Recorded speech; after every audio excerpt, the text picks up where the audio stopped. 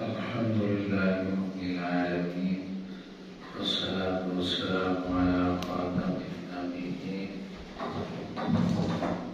وعلى آله الطيبين وأصحابه المهديين وعلماء أمته المحققين وأولياء ملته الواسعين وعلينا معهم أجمعين. أعوذ بالله السميع العليم من الشيطان اللعين الرجيم. بسم الله الرحمن الرحيم. يا أيها الذين آمنوا كتب عليكم الصيام كما كتب على الذين من قبلكم لعلكم تتقون. صدق الله مولانا العظيم. إن الله وملائكته يصلون على النبي يا أيها الذين آمنوا صلوا عليه وسلموا تسليما. اللهم صل على محمد وعلى آل محمد كما صليت على إبراهيم وعلى آل إبراهيم إنك حميد مجيد. اللهم بارك على محمد وعلى آل محمد كما باركت على إبراهيم وعلى آل إبراهيم إنك حميد مجيد. الصلاة والسلام عليك يا سيدي يا رسول الله وعلى آلك وأصحابك يا حبيب الله. الصلاة والسلام عليك يا نبي الله وعلى آلك وأصحابك يا رحمة للعالمين. رب اشرح لي صدري ويسر لي أمري واحلل عقدة من لساني يفقهوا قولي. اللهم نور قلوبنا بالقرآن وزين أخلاقنا بالقرآن ونجنا من النار بالقرآن وأدخلنا في الجنة بالقرآن.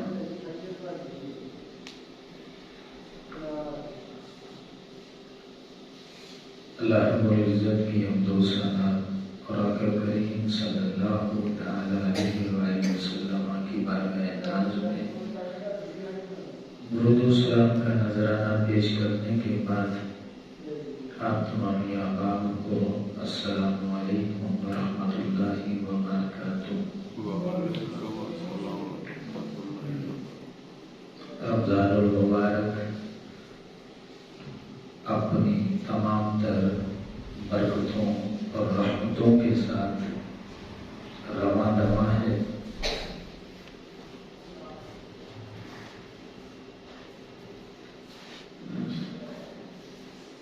اور یہ ماہ مہمان 29 یا 30 دنوں کا ہر مسلمان کے لیے مہمان بن کے آتا ہے اور پھر واپس اپنے رب کے پاس چلا جاتا ہے. خوش قسمت اور خوشبخت ترین وہ لوگ ہیں جو رمضان المبارک میں رحمتوں کو سمیٹتے ہیں اور اپنی بخشش کرا لیتے ہیں. امام الانبیاء صلی اللہ علیہ وسلم کے غلاموں، آج دوسرا جمعہ المبارک ہے اور میری یہ تمنا ہے کہ میں آپ کو جہاں پہ یہ آیہ کریمہ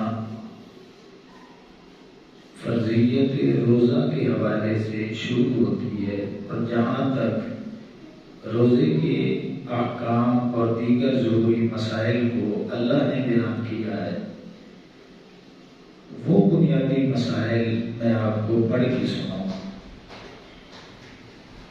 اللہ فرماتا ہے یا ایھا الذین آمنوا، اے ایمان والو، کتب علیکم الصیام، روزے تم پر فرض کر دیے گئے ہیں، کما کتب علی الذین من قبلکم، جیسا کہ تم سے اگلے لوگوں پر فرض کیے گئے تھے، لعلکم تتقون، تاکہ تمہیں تقوی حاصل ہو سکے۔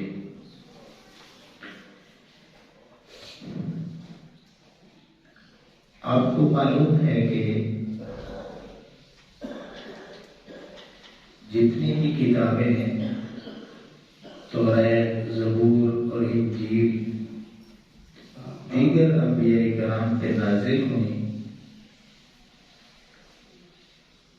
اللہ رب العزت نے جب ایمان والوں کو مخاطب کیا، ان کتابوں میں جب ایمان والوں کے ساتھ اللہ رب العزت نے مخاطبت کی تو آپ کو پتہ ہے کہ انداز کیا ہوتا تھا؟ مفسرین نے لکھا ہے کہ اللہ رب العزت فرماتا تھا، یا ایھا المساکین، اے مسکینوں۔ اب مسکین کا جب پنجابی میں ترجمہ کریں گے تو اس کا ترجمہ بنتا ہے ماڑے، کمزور۔ اے ماڑے لوگوں، لیکن جب باری آقا کریم صلی اللہ علیہ وسلم کی آئی تو جو کلمہ پڑھنے والے تھے پورا قرآن پڑھ کے دیکھیں، اللہ رب العزت نے ایک بار بھی یا ایھا المساکین نہیں کہا کہ اے ماڑو، اے کمزورو۔ کیوں نہیں کہا؟ مفسرین نے لکھا ہے کہ جس امت کو نبیوں کا امام مل جائے پھر وہ امت ماڑی امت نہیں رہتی، وہ امت بھی ساری امتوں سے افضل نہ چاہتی ہے۔ جس امت کو نبی سب سے اونچا دے دیا ہے اور نبی کی وجہ سے وہ امت ساری امتوں کی سردار بن چکی ہے، تو پھر وہ کلمہ پڑھنے والے لوگ ماڑے کیسے ہو سکتے ہیں؟ جہاں جہاں پہ بھی اللہ رب العزت نے ارشاد فرمایا تو یا ایھا الذین آمنوا، اس کا معنی یہ بنتا ہے کہ اے میرے نبی کریم علیہ السلام سے محبت کرنے والوں، اے میرے حبیب کریم علیہ السلام کے پروانوں، اے میرے حبیب کریم علیہ السلام کے دیوانوں، اے وہ لوگ جو میرے حبیب کریم علیہ السلام پہ مر مٹنے والوں۔ اندازہ لگائیں کہ کتنا محبت بڑا انداز ہے کہ اللہ رب العزت نے یاد ہمیں کیا ہے، ہمیں یاد کیا ہے، تو انداز بھی بدل دیا ہے کہ محبت بڑے انداز سے اللہ رب العزت ہمیں مخاطب فرما رہا ہے۔ تو یہ محبت بڑا انداز کیوں اپنایا گیا؟ یہ ہمیں احساس دلوایا جا رہا ہے کہ تم کوئی غیر نہیں ہو، تم میرے اپنے ہو۔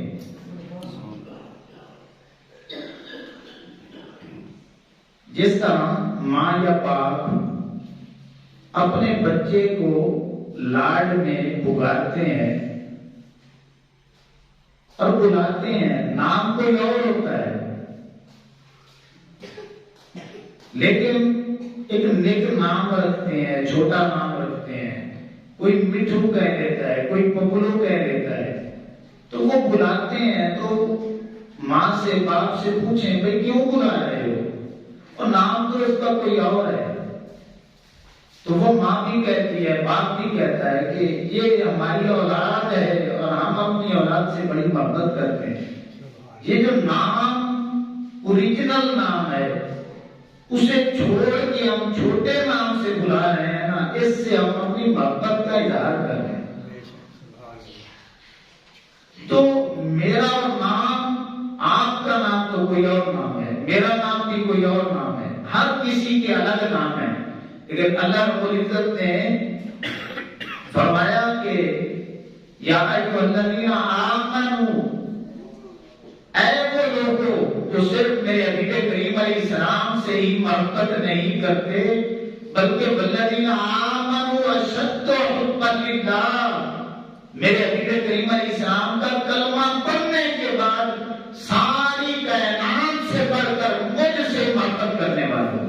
گویا اللہ رب العزت علیہ ایمان سے اپنے تعلق کا، اپنی محبت کا وہ بھی اظہار فرمایا۔ کتب علیکم الصیام، روزے تم پر فرض کر دیے گئے۔ اب یہ بظاہر بات بڑی سخت تھی،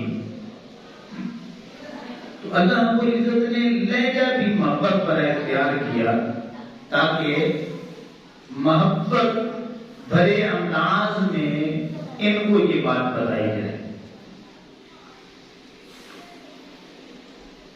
اب ہر شخص کو پتا ہے کہ روزے میں کیا ہوتا ہے، بھوکا رہنا ہے، پیاسا رہنا ہے، دیگر نفسانی خواہشات سے بچنا ہے، گناہوں سے اپنے آپ کو بچانا ہے، نیکیوں کی طرف رغبت اختیار کرنی ہے، فرائض کی پابندی کرنی ہے، سنتوں پر عمل کرنا ہے، نوافل کی ادائیگی کرنی ہے، نیکی کو عام کرنا ہے، برائی سے بچنا بھی ہے، بچانا بھی ہے۔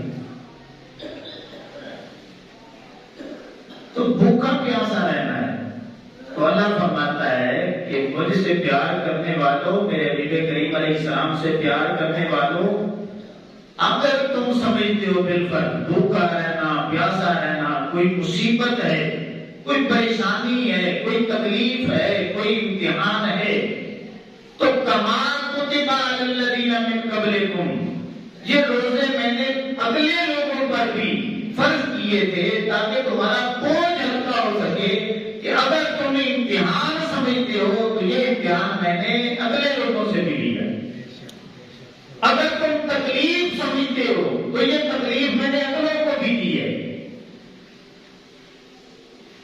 تاکہ تمہارا بوجھ ہلکا ہو جائے۔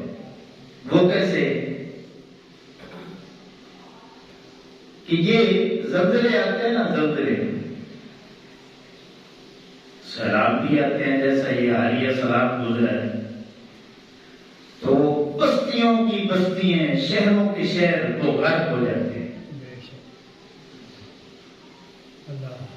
تو جب ایک بندے کو پتا چلتا ہے نا کہ صرف میں ہی سیلاب کا شکار نہیں ہوا، ساری دنیا شکار ہوئی ہے، تو اس کا بوجھ ہلکا ہو جاتا ہے، بھائی برابر کے شریک ہے، ٹھیک ہے نا۔ اگر زلزلہ آیا ہے اور بستیاں تباہ ہو گئی ہیں تو اس میں ہر شخص کو پتا ہوتا ہے کہ اور بھی لوگ اس میں دنیا سے چلے گئے ہیں، میرے پیارے چلے گئے ہیں، تو وہ اپنے دل کو تسلیاں دے لیتا ہے، اپنے آپ کو مطمئن کر لیتا ہے کہ سارے برابر کے شریک ہیں۔ تو اللہ رب العزت نے دو تسلیاں دی، روزے کی فرضیت کو درمیان میں رکھا، پہلے ایمان والوں کہہ کر محبت بھرا لہجہ اختیار کر کے ایک تسلی دے دی، پھر عقلوں کا حوالہ دے کے یہ تسلی دے دی کہ پریشانی نہ لو، اگر تم سمجھتے ہو کہ بھوکا رہنا، پیاسا رہنا یہ تکلیف دہ کام ہے، تو یہ تکلیف، یہ آزمائش میں نے عقلوں سے بھی امتحان لیا ہے، تکلیف عقلوں کو بھی دی ہے، کیونکہ تم میرے اپنے ہو، تمہیں مثال سے سمجھا رہا ہوں تاکہ تمہارا بوجھ ہلکا ہو جائے۔ اندازہ لگائیں یار، اللہ رب العزت ایمان والوں سے محبت بھرے انداز میں اور پھر حوالہ دے کے ہمیں تسلیاں دے رہا ہے کہ گھبرانا نہیں ہے، پریشان نہیں ہونا، یہ امتحان میں نے اگلوں سے بھی لیا۔ اور پھر جب ہم قرآن مجید کا مطالعہ کرتے ہیں تو اللہ رب العزت نے فرمایا کہ جو بھی کلمہ پڑھتا ہے نا، کلمہ پڑھتا ہے تو ہم اس سے امتحان ضرور لیتے ہیں۔ یہ نہیں ہو سکتا کہ وہ کلمہ پڑھے اور پھر میں اس سے امتحان نہ لوں۔ احسب الناس ان یترکوا ان یقولوا آمنا وهم لا یفتنون۔ اللہ فرماتا ہے کہ میں نے امتحان ضرور لینا ہے، اور دنیا کا بھی یہ اصول ہے، قانون ہے کہ کوئی بھی شخص آگے ترقی نہیں کر سکتا جب تک کہ وہ امتحان نہ دے دے۔ کوئی بھی عہدہ ہے، سیٹ ہے، کرسی ہے، اس وقت تک نہیں ملتی جب تک کہ وہ امتحان میں کامیابی حاصل نہ کر لے. امتحان پر حق ضرور لیا جاتا ہے. اللہ فرماتا ہے کہ اے ایمان والو، اب تم جب بازاروں میں جاتے ہو نا اپنا دنیاوی سودا خریدنے کے لیے، حتیٰ کہ گھڑا بھی لینا ہونا، گھڑا بھی تو اسے ٹھوک بجا کر دیکھتے ہو کہ کچا ہے یا پکا ہے. اور کوئی بھی سامان خریدنا ہو تو چیک کرتے ہو کہ یہ صحیح ہے یا خراب ہے. اور تم نے تو اتنا بڑا اقرار کیا ہے، لا الہ الا اللہ، لا الہ الا اللہ محمد رسول اللہ، کہ میں گواہی دیتا ہوں کہ اس کے سوا کوئی عبادت کے لائق نہیں، اور محمد عربی صلی اللہ علیہ وسلم اس اللہ کے رسول ہیں. تو جب تم نے اقرار کر لیا ہے تو اب میں نے امتحان لینا ہے. کیوں لینا ہے؟ تاکہ ساری دنیا دیکھ لے کہ یہ سچے ہیں، یہ کھرے ہیں، یہ پکے ہیں، اور جو جھوٹے ہیں اور کھوٹے ہیں وہ الگ ہو جائیں. کھوٹے کو کھرے سے الگ کرنے کے لیے اللہ امتحان دیتا ہے، جھوٹے کو سچے سے الگ کرنے کے لیے اللہ امتحان دیتا ہے. تو اللہ رب العزت نے فرمایا کہ اے ایمان والو، یہ جو میں نے روزے فرض کیے نا، فرض کیے، اگر تم امتحان سمجھتے ہو کہ یہ امتحان ہے، تو پہلی بات تو یہ ہے کہ میں نے امتحان اگلوں سے لیا ہے. اور دوسری بات یہ ہے کہ میں امتحان اس لیے لینا چاہتا ہوں تاکہ کھرے اور کھوٹے میں فرق ہو جائے، سچے اور جھوٹے میں فرق ہو جائے، مومن اور منافق میں فرق ہو جائے کہ کون اللہ رب العزت کے ساتھ مخلص ہے اور کون کھوٹا ہے. اللہ اکبر. تو امام الانبیاء صلی اللہ علیہ وسلم کے علماء آگے اللہ فرماتا ہے لعلکم تتقون، اگر تم اس امتحان میں کامیاب ہو جاؤ گے تو پھر تمہیں تقوی نصیب ہو جائے گا، تقوی مل جائے گا. جب بچہ چھوٹا ہوتا ہے نا، چھوٹا بچہ، تو مائیں کیا کرتی ہیں؟ مائیں اپنے چھوٹے بچوں کو نہلاتی ہیں، تیل لگاتی ہیں، اور پھر ان کی مالش کرتی ہیں. ہم نے دیکھا ہے، آپ نے بھی دیکھا ہوگا کہ رگڑا لگاتی ہیں، پورے جسم کی، پاؤں کی، سر کی مالش کرتی ہیں، اور بچے چیخ رہے ہوتے ہیں، رو رہے ہوتے ہیں، ماں پھر بھی رگڑا لگا رہی ہوتی ہے. تو اگر کوئی عورت پاس سے گزرے اور اس کو کہے کہ یہ تیرا بیٹا ہے، تیری بیٹی ہے، اور تو اتنا ظلم کر رہی ہے بیٹے کہ رگڑا لگا رہی ہے اور بچہ چیخ رہا ہے، چلا رہا ہے، تو تجھے محبت نہیں ہے اپنے بچے سے؟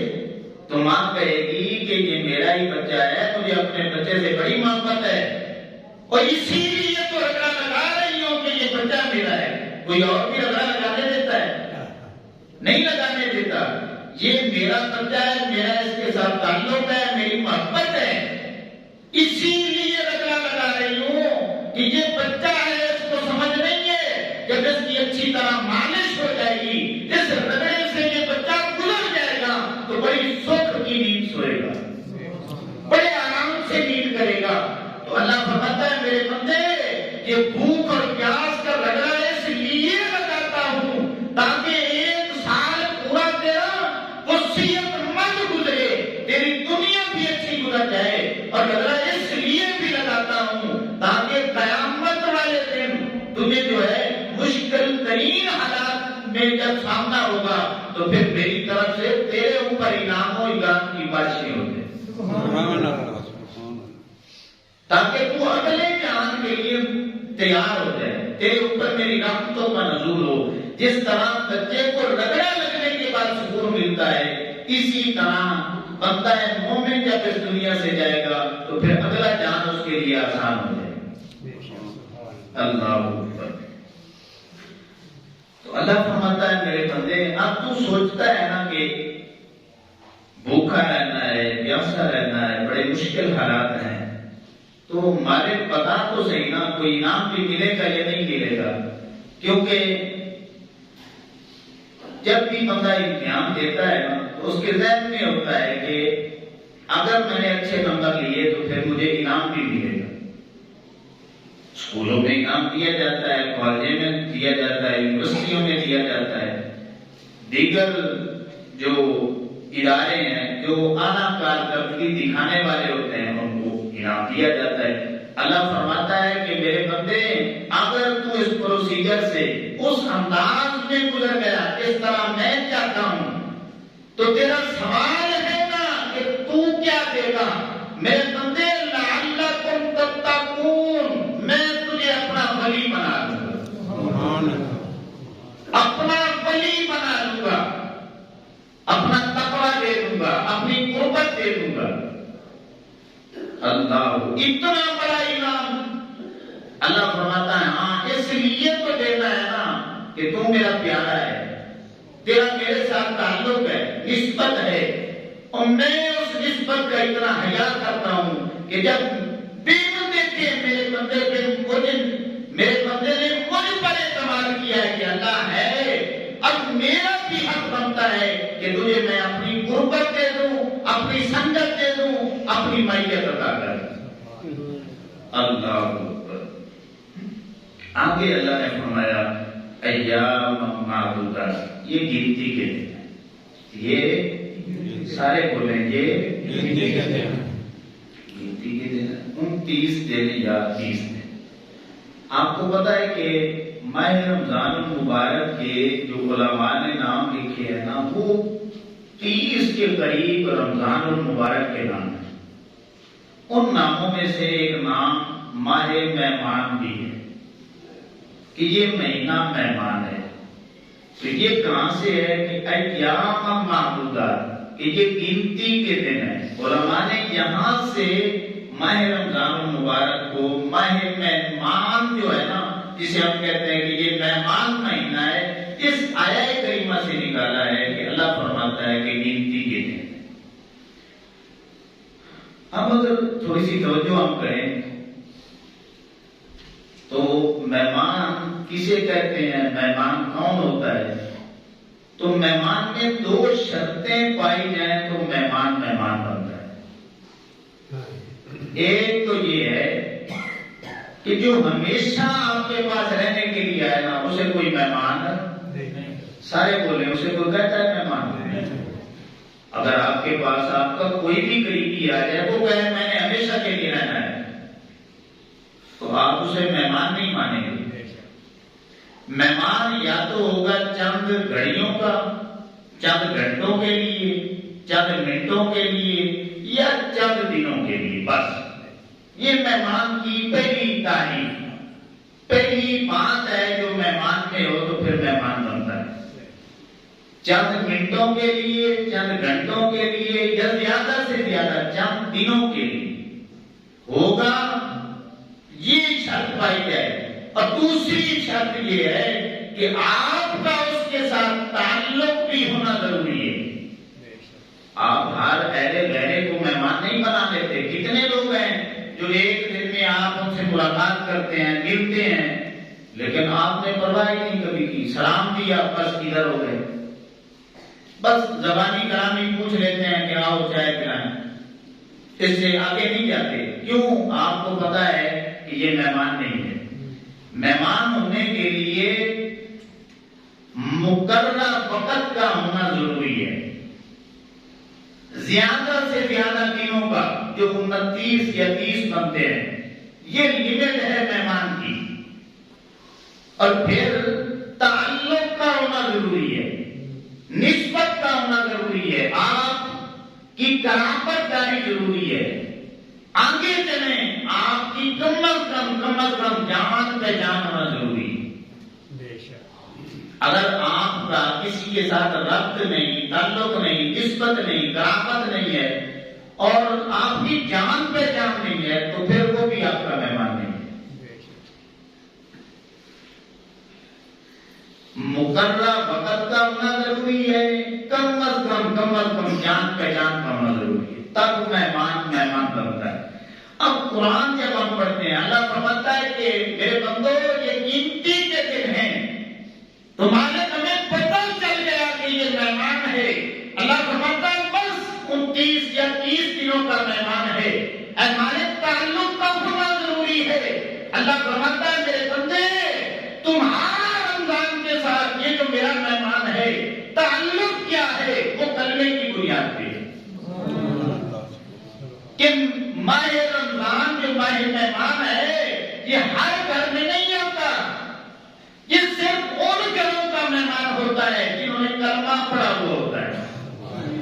رمضان جو ماہ مہمان ہے صرف ان گھروں کا مہمان بنتا ہے جن کے ساتھ اسے تعلق ہوتا ہے، قربت ہوتی ہے، جان پہچان ہوتی ہے اور وہ کلمہ پڑھنے والے ہوتے ہیں۔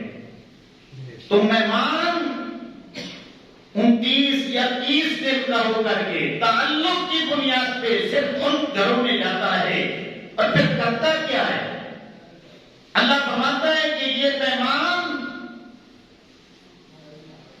میرا تمہاری طرف آتا ہے اور پھر تمہیں پاک کرتا ہے، صاف کرتا ہے، تمہیں طہارت عطا کرتا ہے، تمہیں نور عطا کرتا ہے۔ تمہارے عقیدے میں جہاں پہ خرابی آ چکی ہوتی ہے سال گزرنے کے بعد، توحید کے حوالے سے کہ اللہ دیکھ رہا ہے، جب اس عقیدے پہ تھوڑی سی کمزوری آنے لگتی ہے نا، مادیت کا غلبہ آنے لگتا ہے، دنیا کی محبت کی وجہ سے تھوڑا سا بندہ اس سے دور ہونا لگتا ہے، اللہ فرماتا ہے یہ مہمان بھیج دیتا ہوں۔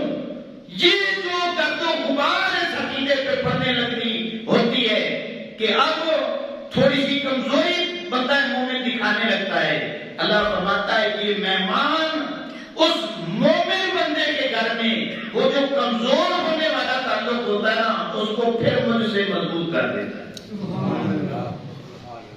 30 دن رہنے کے بعد اتنا کامل یقین اللہ پہ کر دیتا ہے، کرا دیتا ہے کہ کسی بچے سے بھی آپ پوچھیں گے، چھوٹے بچے سے جس نے روزہ رکھا ہے کہ کھانا کھا لو، تو وہ کہے گا نہیں اللہ دیکھ رہا ہے، اللہ دیکھ رہا ہے۔ آپ کے سامنے کھانے پڑے ہوں گے تو آپ کو کوئی کہے تو آپ بھی یہی کہیں گے بھئی اللہ دیکھ رہا ہے۔ تو یہ جب 11 ماہ گزرتے ہیں نا تو یہ عقیدے میں نہ چاہتے ہوئے بھی تھوڑی بہت ہی کمزوری آ جاتی ہے، تو یہ رب کا مہمان ہمیں رب سے اتنا ملا دیتا ہے، اتنا قریب کر دیتا ہے، اتنا تقویٰ عطا کر دیتا ہے، اتنا نور بانٹ دیتا ہے، اتنی روشنی دے دیتا ہے، اتنا جو ہے من کو اجلا کر دیتا ہے کہ بچوں کے دلوں میں بھی یہ بات بیٹھ جاتی ہے کہ اگرچہ سامنے نہیں ہے مگر پھر بھی رب دیکھتا ہے۔ تو یہ نور اللہ کا مہمان بانٹنے کے لیے آتا ہے، بندوں کو رب سے ملانے کے لیے آتا ہے، بندوں کو اللہ کا ولی بنانے کے لیے آتا ہے، اللہ کی قربت عطا کرنے کے لیے یہ مہینہ آتا ہے۔ امام الانبیاء صلی اللہ علیہ وسلم کے غلاموں، اب یہ بات توجہ طلب ہے، یہ تو ہے ڈائریکٹ تعلق، ٹھیک ہے نا، مہمان مقررہ مدت کے لیے آئے، آپ کا ڈائریکٹ تعلق ہو تو پھر وہ مہمان بنتا ہے، لیکن ایسا بھی ہو سکتا ہے کہ ڈائریکٹ تعلق نہ ہو، انڈائریکٹ تعلق، جو بندہ آپ کے پاس آیا ہے نا، مہمان بن کے آیا ہے، چند دنوں کے لیے آیا ہے، چند لمحوں کے لیے آیا ہے، ڈائریکٹ تو آپ کی کوئی وفیت نہیں، لیکن وہ کسی کا حوالہ دیتا ہے، وہ کہتا ہے کہ فلاں بندے نے مجھے آپ کی طرف بھیجا ہے، اب اس بندے کا آپ کے ساتھ تعلق ہوتا ہے تو آپ پھر اس کی بڑی خدمت کرتے ہیں، خاطر تواضع کرتے ہیں، اس کی تعظیم کرتے ہیں، آپ کے دل میں اس کی جتنی قدر ہوتی ہے نا آپ پھر خدمت بھی اسی انداز سے کرتے ہیں۔ ایمان سے بتائیں، ایمان سے بتائیں، جب ہمیں یہ پتا ہے کہ رمضان ماہ مہمان یہ اللہ کا مہمان ہے تو اللہ رب العزت کی ذات سے جب بڑی ذات ہی کوئی نہیں ہے، تو جب اس ذات سے بڑی ذات کوئی نہیں ہے تو پھر اللہ کے مہمان سے بڑا کوئی مہمان ہی کوئی نہیں ہے۔ تو اللہ فرماتا ہے میرے بندو جب تم نے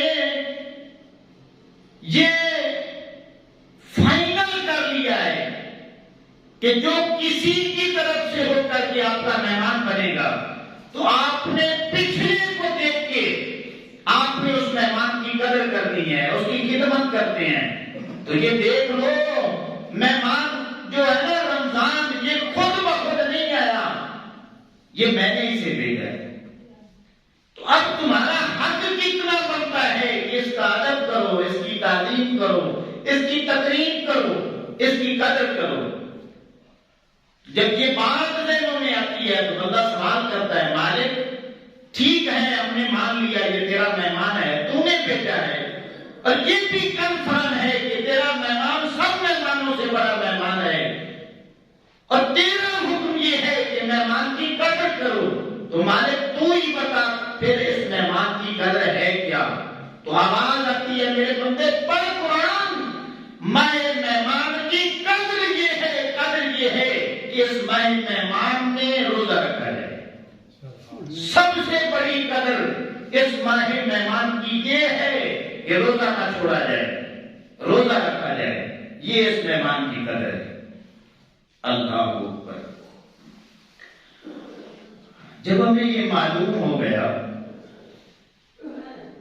کہ ماہ رمضان ماہ مہمان ہے اور مہمان کی قدر ہوتی ہے، اور یہ جو اللہ کا مہمان ہے اس کی ہم نے قدر کرنی ہے. کس طرح؟ روزہ رکھ کے.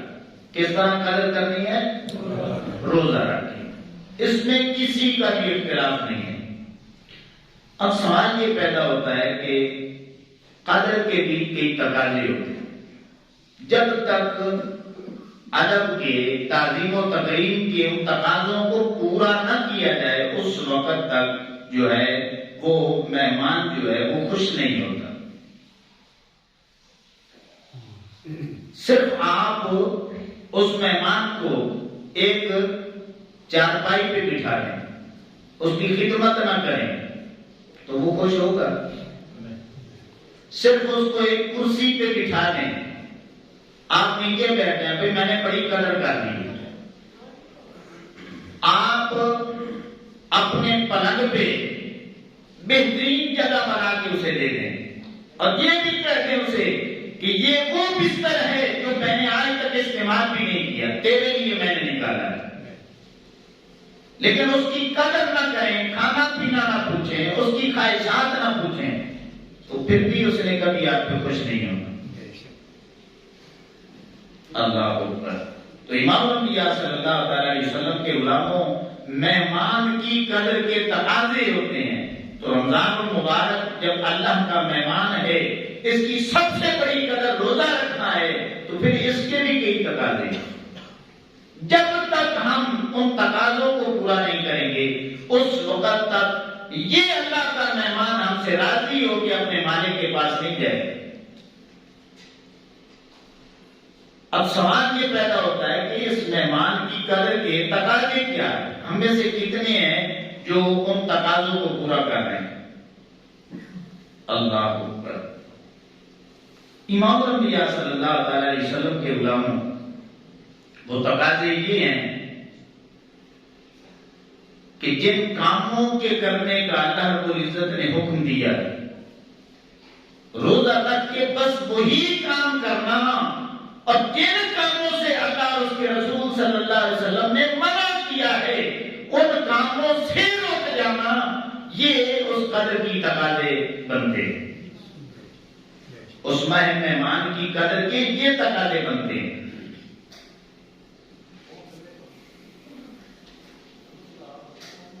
اب آپ مزید اس بات کو اگر کھولیں کہ کون سا کام کرنے کا اللہ نے حکم دیا ہے اور کون سے وہ کام ہیں جن سے اللہ نے منع کیا. جی اللہ رب العزت نے نماز پڑھنے کا حکم دیا. یہ اس مہمان کی قدر کا پہلا تقاضا ہے کہ آپ کی نماز نہ چھوڑیں. صاحب نصاب ہیں تو زکات دیں، صاحب استطاعت ہیں تو آپ حج کریں، صدقہ و خیرات کریں، زیادہ سے زیادہ نیکی کریں اور اپنے آپ کو گناہوں سے بچائیں، نفسانی خواہشات سے بچائیں. چاہے گناہ چھوٹے سے چھوٹا ہی کیوں نہیں ہے، اس کا تعلق آنکھوں کے ساتھ ساتھ کیوں نہیں ہے؟ اس گناہ کا تعلق کانوں کے ساتھ کیوں نہیں ہے؟ اس کا تعلق آپ کی زبان کے ساتھ کیوں نہ ہو؟ اس کا تعلق آپ کے ہاتھوں کے ساتھ کیوں نہ ہو؟ اس گناہ کا تعلق آپ کے دل و دماغ کے ساتھ کیوں نہ ہو؟ اس گناہ کا تعلق آپ کے اعضائے بدن کے ساتھ کیوں نہ ہو؟ اس کا تعلق آپ کے پاؤں کے ساتھ کیوں نہ ہو؟ آپ نے ان گناہوں سے بچنا ہے۔ اب مزید اگر وضاحت کریں تو جو آنکھوں سے گناہ ہوتے ہیں، اللہ فرماتا ہے میرے بندے چھوڑ دے۔ کیا مطلب؟ اب روزہ رکھا ہے نا، روزے کا تصور یہ ہے کہ میرا رب مجھے دیکھ رہا ہے، تو اب میری خاطر تو نے روزہ رکھا ہے، میرا خوف تیرے دل میں ہے اور یہ عقیدہ تیرا کامل ہو چکا ہے کہ اللہ دیکھ رہا ہے، تو اب کوئی عورت سامنے سے آتی ہے تو تیری آنکھیں جھک جانی چاہیے۔ اگر گانے چل رہے ہیں اور تیرے موبائل میں وہ موجود ہیں تو پھر گانے سننا چھوڑ دے، فلمیں ڈرامے تکنا چھوڑ دے، زبان سے جھوٹ، چغلی، غیبت، بہتان بازی، بدکلامی، بدزبانی کو چھوڑ دے، دل و دماغ میں جو دوسروں کے متعلق تیرے برے خیالات آتے ہیں اللہ فرماتا ہے ان کو بھی چھوڑ دے۔ ان ہاتھوں کے ساتھ کسی غریب پر ظلم نہ کر، زیادتی نہ کر، اگر کرنا بھی ہے تو کچھ بھلا کر لے۔ ان اپنے پاؤں کے ساتھ کسی فحاشی کے اڈے پر چل کے نہ جا، اگر جانا بھی ہے تو اللہ کے گھر میں جا۔ تو یہ ہے اس مہمان کی قدر کہ تقاضے جو ہیں، جب تک اس انداز میں ہم اس مہمان کی قدر نہیں کریں گے اور ان تقاضوں کو پورا نہیں کریں گے، اس وقت تک رمضان جو ہے وہ ہمیں نور نہیں دے گا، رمضان ہمیں روشنی نہیں دے گا، رمضان ہمیں اللہ کی قربت نہیں دے گا، رمضان ہمیں قطرہ دے کے نہیں جائے گا۔ اللہ اکبر۔ تو امام انبیاء صلی اللہ علیہ وسلم کے غلاموں، اس لیے ضروری ہے کہ ہم اس ماہ مہمان کی قدر بھی کریں اور اس قدر کے جو تقاضے ہیں کہ اپنے آپ کو گناہوں سے بچانا ہے اس کو بھی پورا کریں۔ اور اس انداز میں اگر ہم نے اس ماہ مقدس کی، ماہ مہمان کی قدر کی، اللہ کی عزت کی قسم ہے، صحیح حدیثوں میں موجود ہے، یہ مہمان جب 29-30 دنوں کے بعد اللہ کے پاس جاتا ہے تو جنہوں نے قدر کی ہوتی ہے اللہ کی بارگاہ میں ان کی شفاعت کرتا ہے کہ مالک جن بندوں کے پاس انہیں بھیجا تھا نا انہوں نے میری بڑی قدر کی ہے۔ اللہ فرماتا ہے پھر گواہ ہو جاؤ، قیامت کا دن آنے کی دیر ہے، بس تمہیں اشارہ کرنا ہے، میں تمہیں جنت کی سند دے دیں گی۔ اللہ اکبر۔ تو امام الانبیاء صلی اللہ علیہ وسلم کے غلاموں، اللہ رب العزت مجھے، آپ کو، سبھی کو رمضان المبارک جو ماہ مہمان بھی ہے اس کی قدر کی اور پھر تقاضوں کو پورا کرنے کی ہمیں توفیق عطا فرمائے۔ آگے چلتے ہیں، اللہ فرماتا ہے فَمَنْ كَانَ مِنْكُمْ مَرِيضًا أَوْ عَلَى سَفَرٍ فَعِدَّةٌ مِنْ أَيَّامٍ أُخَرَ۔ تو تم میں جو کوئی بیمار ہو یا سفر میں ہو تو وہ اتنے روزے اور دنوں میں رکھ لے۔ اب یہ الحمدللہ 2-3 دن پہلے میں نے نمازیوں کو ایک بات بتائی ہے کہ جب ہم روزے کی فرضیت کی بات کریں گے نا تو ہم یہی کہیں گے کہ روزہ فرض ہے، ہر مسلمان پہ فرض ہے، لیکن جب مریض کی باری آئے گی، جب کوئی پوچھے گا کہ مسافر کے لیے، تو پھر علت بدلنے کی وجہ سے حکم بدل دے گا۔ تو یہ رعایت اللہ رب العزت نے رکھی ہے، شریعت میں اسے شرعی معذوری کہتے ہیں۔ بیمار ہے، روزے نہیں رکھ سکتا، اللہ نے اسے رخصت دے دی ہے۔ اب بیماری میں تمام مفسرین نے لکھا ہے کہ اتنا بوڑھا ہو چکا ہے کہ وہ روزے رکھ نہیں سکتا، تو اللہ رب العزت نے اس سے بھی رخصت دے رکھی ہے۔ اور جو مسافر ہے وہ رکھنا چاہے تو رکھے، ادروائز اللہ رب العزت نے اسے رعایت دے رکھی ہے، رخصت دے رکھی ہے کہ سفر کرنا ہے اس نے، اگر روزہ نہیں رکھنا چاہتا نہ رکھے اور اپنا سفر کو جاری رکھے۔ اللہ اکبر۔ آگے اللہ فرماتا ہے وَعَلَى الَّذِينَ يُطِيقُونَهُ فِدْيَةٌ طَعَامُ مِسْكِينٍ، اور جنہیں اس کی طاقت نہ ہو وہ بدلہ دیں ایک مسکین کے کھانے کا، ایک مسکین کے 2 وقت کے کھانے کا وہ صدقہ دیں، اس کا بدلہ دیں۔ اس سے مراد کون سے لوگ ہیں؟ یہاں پہ بڑی غلطی لگتی ہے، اکثریت باس مباحثہ بھی چلتا ہے، لیکن اس کا تعلق شروع اسلام میں موجود تھا کہ جو روزہ نہیں رکھنا چاہتا تو اب وہ کیا کرے، اس کے بدلے وہ فدیہ دے دے۔ لیکن امام الانبیاء صلی اللہ علیہ وسلم کے علماء نے لکھا ہے کہ اب جو ہے وہ سوائے اس بیمار کے یا اس بوڑھے شخص کے جو رکھنے کی طاقت نہیں رکھتا، روزے رکھنے کی طاقت نہیں رکھتا، وہ اس کے بدلے میں اگر وہ مسکین کو کھانا کھلانا چاہیں تو یہ رعایت بھی ان لوگوں کو ہے۔ شروع میں ہر شخص کو یہ رعایت تھی، اگر کوئی صحت مند ہوتا اور وہ کہتا بھی میں نہیں رکھنا چاہتا، میں اس کا جو فدیہ ہے وہ دے دوں گا، روزانہ کی بنیاد پہ دے دوں گا، تو شروع میں یہ رعایت تھی، لیکن اب یہ رعایت نہیں ہے۔ اس کا ذکر بھی اگلی آیات طیبات میں موجود ہے۔ آگے اللہ فرماتا ہے فَمَن تَطَوَّعَ خَيْرًا فَهُوَ خَيْرٌ لَهُ، پھر جو اپنی طرف سے نیکی زیادہ کرے تو اس کے لیے بہتر ہے۔ کیا مطلب کہ ایک مسکین کا کھانا ہے، اگر وہ 2 کو کھلانا چاہتا ہے 3 کو کھلا دے تو یہ اس کے حق میں زیادہ بہتر ہے۔ لیکن اس کے باوجود اللہ فرماتا ہے وَأَن تَصُومُوا خَيْرٌ لَكُمْ إِن كُنتُمْ تَعْلَمُونَ، اور روزہ رکھنا بہرحال تمہارے لیے زیادہ بھلا ہے اگر تم جانتے ہو۔ یعنی پھر بھی اللہ رب العزت نے زور یہ دیا ہے میرے بندو اگر تم جان لو نا تو پھر بھی روزہ رکھنا تمہارے لیے زیادہ بہتر ہے۔ آگے اللہ فرماتا ہے کہ شہر رمضان الذی انزل فیہ القرآن ھدی للناس وبینات من الہدی والفرقان، رمضان کا مہینہ وہ مہینہ ہے جس میں قرآن اترا ہے۔ یعنی رمضان کی ایک فضیلت یہ بھی ہے کہ اس میں اللہ نے اپنے کلام کو اتارا ہے۔ اللہ فرماتا ہے کہ لوگوں کے لیے اس میں ہدایت ہے قرآن میں، اور رہنمائی بھی ہے اور فرقان ہے۔ کیا مطلب؟ روشن دلائل موجود ہے اس میں۔ فَمَن شَهِدَ مِنْكُمُ الشَّهْرَ فَلْيَصُمْ، تو تم میں جو کوئی بھی یہ مہینہ پائے تو ضرور بالضرور اس مہینے کے روزے رکھے۔ کتنا زور دیا جائے۔ آگے پھر کوئی اللہ رب العزت نے اس بات کو دہرایا کہ وَمَن كَانَ مَرِيضًا أَوْ عَلَى سَفَرٍ فَعِدَّةٌ مِّنْ أَيَّامٍ أُخَرَ، اور جو بیمار ہو یا سفر میں ہو تو اتنے روزے اور دنوں میں رکھے۔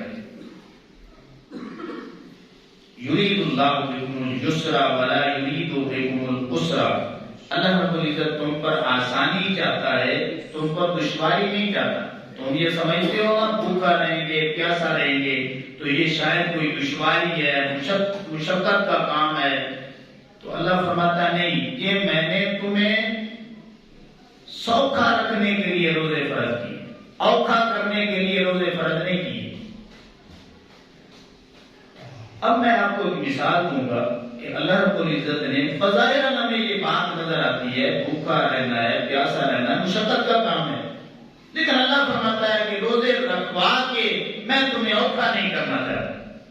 اے مالک، ہم انسان ہیں، ناقص عقل سے سوچتے ہیں، بظاہر ہم تو تکلیف ہے مشقت ہے۔ اللہ فرماتا ہے میرے بندو، میں نے دنیا میں جتنی بھی تمہاری باتیں ہیں کوئی نہ کوئی کہیں پہ میں نے مثال رکھ دی۔ اب یہ جو فیکٹریاں ہیں، یہ جو شوگر ملیں ہیں، جن کا یہ تجربہ ہوگا، وزٹ کیا ہوگا یا مزدوری کی ہوگی، ان کو پتا ہوگا کہ یہ صرف 4 ماہ چلتی ہیں، 4 ماہ۔ شوگر ملیں، گنے کی جو ملیں ہیں نا، یہ صرف 4 ماہ چلتی ہیں، 4.5 ماہ چلتی ہوں۔ اب 4 ماہ چلنے کے بعد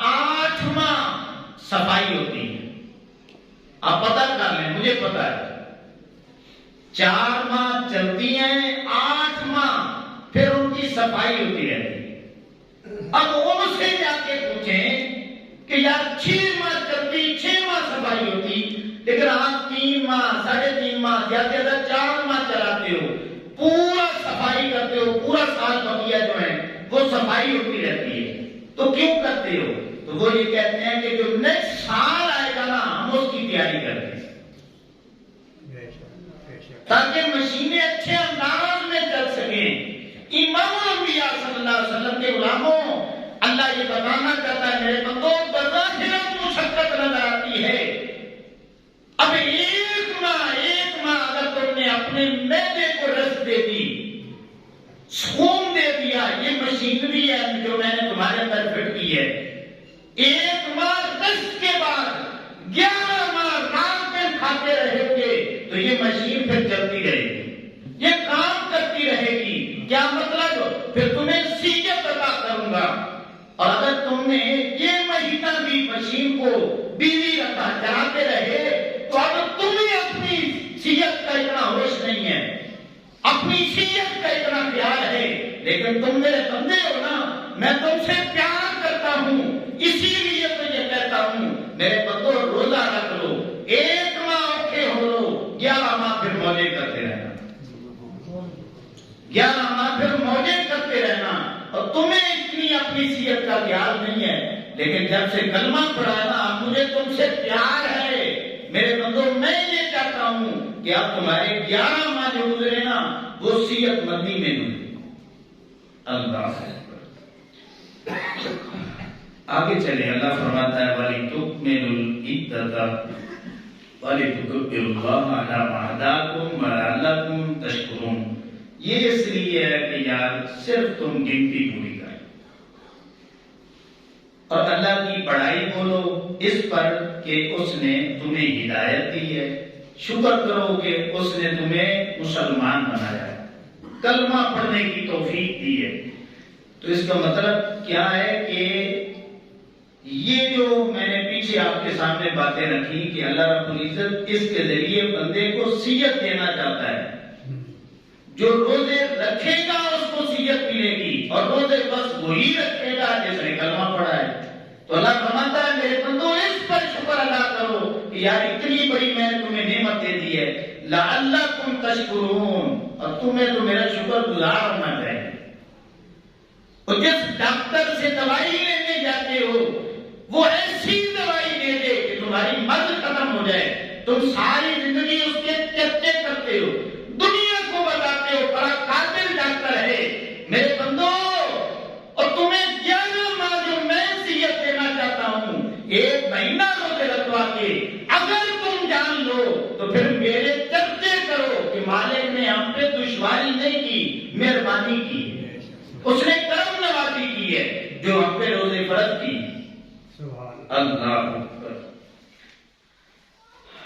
آگے اللہ فرماتا ہے وَإِذَا سَأَلَكَ عِبَادِي عَنِّي فَإِنِّي قَرِيبٌ۔ اے محبوب کریم علیہ السلام، جب آپ سے میرے بندے میرے متعلق پوچھتے ہیں تو آپ انہیں بتلا دیجئے کہ میں ان کے نزدیک ہوں، اجیب دعوت الداعی اذا دعان، اور دعا قبول کرتا ہوں جب میرے بندے مجھے پکاریں۔ فَلْيَسْتَجِيبُوا لِي وَلْيُؤْمِنُوا بِي لَعَلَّهُمْ يَرْشُدُونَ، اور انہیں چاہیے کہ میرا حکم مانیں اور مجھ پر ایمان رکھیں، میرے حکم کو ماننا ہے، اس میں آپ کا فائدہ ہے۔ اللہ فرماتا ہے مجھ پر کام میں ایمان رکھیں اور لَعَلَّهُمْ يَرْشُدُونَ، یہی جو رستہ ہے ہدایت والا رستہ ہے۔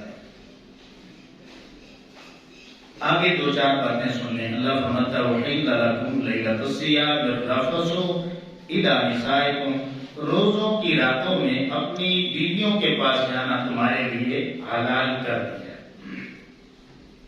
شروع اسلام میں آپ کو پتا ہے کہ رمضان المبارک میں مباشرت، مجامعت، اس کی حرمت تھی۔ 1 ماہ کے لیے اپنی بیویوں سے علیحدگی کا حکم تھا۔ یہ اللہ نے کرم نوازی کی، مہربانی والا معاملہ فرمایا۔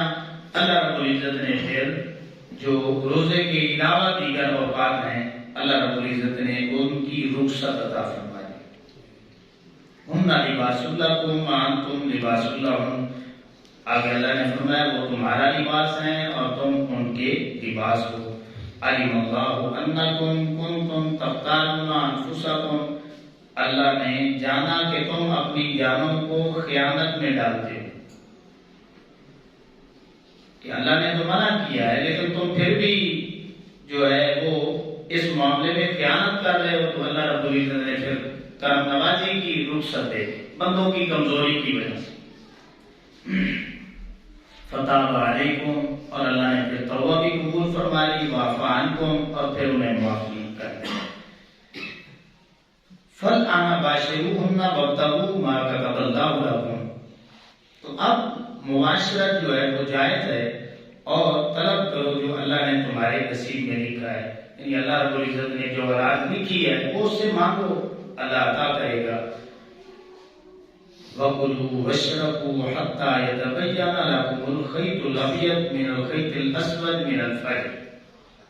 اور کھاؤ اور پیو یہاں تک کہ تمہارے لیے ظاہر ہو جائے سفیدی کا ڈورا سیاہی کے ڈورے سے اور وہ پھٹ کر پھر رات آنے تک روزے کی تکمیل کرو. یہ روزہ رکھنے کی جو سحری افطاری کی ٹائمنگ ہے اس کو اللہ رب العزت نے بیان کیا ہے. وَلَا تُبَاشِرُوهُنَّ وَأَنْتُمْ عَاكِفُونَ فِي الْمَسَاجِدِ.